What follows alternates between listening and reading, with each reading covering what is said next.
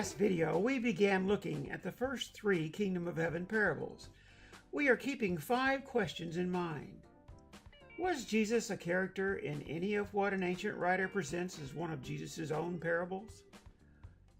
To what does the ancient writer attribute each of Jesus' comparisons?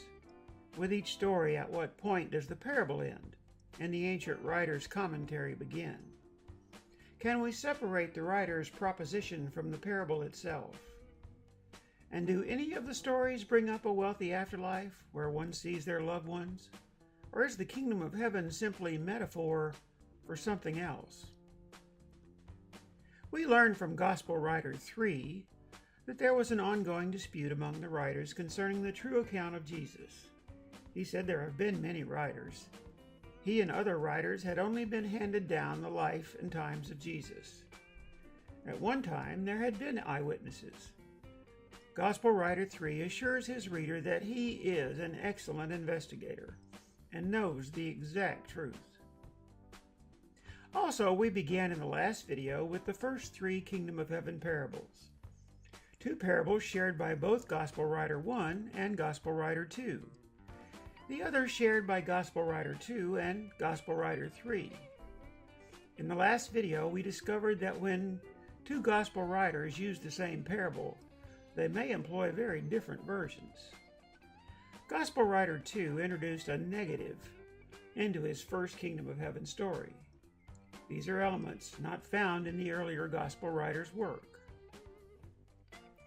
As we move forward, we will keep a watch on many things. We will continue to refer to these writings as G1, G2, and G3, and G4. We will not use the names Mark, Matthew, Luke, and John. These names were added in subsequent centuries by individuals while hand-copying the text. All 4 Gospel writers, eventually included in the Bible, wrote anonymously.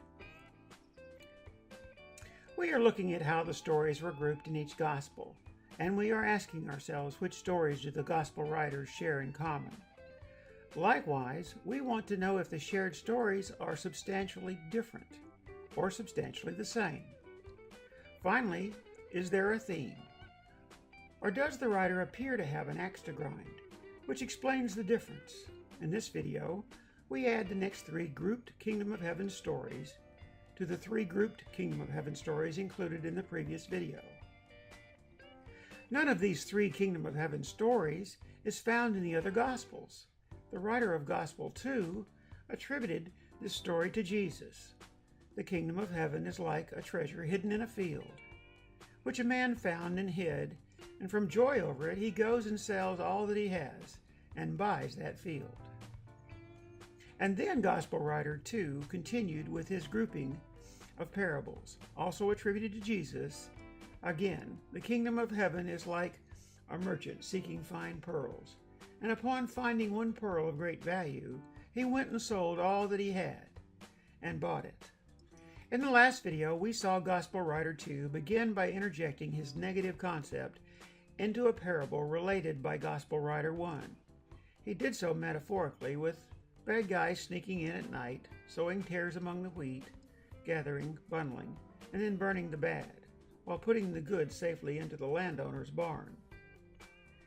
These elements are not in the first Gospel writer's use of the same parable. In the final parable, in Gospel Writer 2's second grouping, he introduces the same negative concept. The same one we saw in the last video, only this time he is very obvious about the supernatural threat. Remember, each of these parables begin with the identifying point that the kingdom of heaven is like, or the kingdom of heaven can be compared. The kingdom of heaven is the subject. So listen as I read. If Jesus related this parable originally, where might the parable end and the writer's embellishment begin? Again, the kingdom of heaven is like a dragnet cast into the sea, and gathering fish of every kind. And when it was filled, they drew it up on the beach. And they sat down and gathered the good fish into containers, but the bad they threw away. So it will be at the end of the age. The angels shall come forth and take out the wicked from among the righteous, and will cast them into the furnace of fire. There shall be weeping and gnashing of teeth. Have you understood all these things? It seems obvious, doesn't it?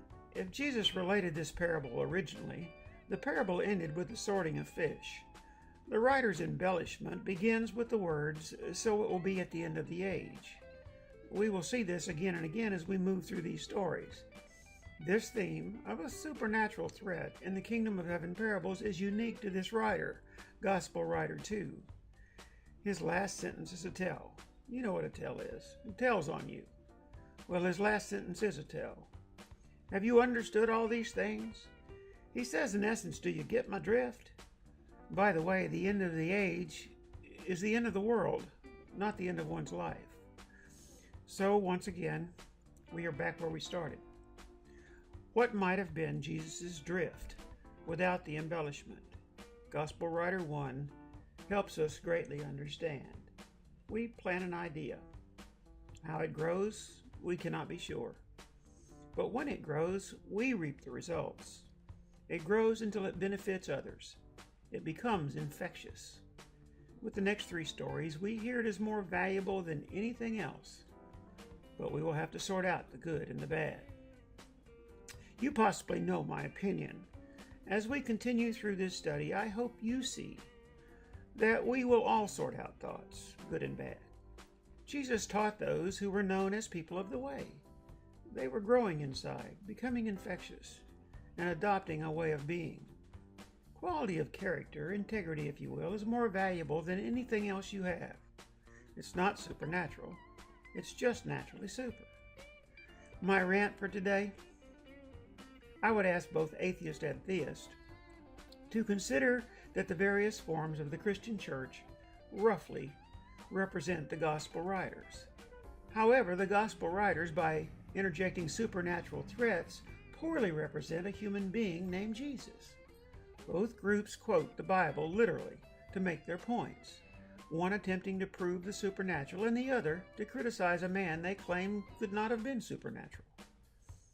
The discussion between atheist and theist is very much worth having. It really is past time for the argument. But neither group seems to see what I think may be Jesus' central point. In the last video, we discovered a vast difference in the earliest gospel writer's representation of a parable and the representation of a writer who followed him. In this video, we have seen that second writer escalate a supernatural threat. In the next video, we will see this same gospel writer do it again. I hope these videos are meaningful to you, but more importantly, I ask you to continue watching. Can I show Jesus' contiguous line of thought throughout his Kingdom of Heaven parables, throughout Jesus' admonitions against doing religion, and throughout the Sermon on the Mount I call the way to be recovering from too much religion?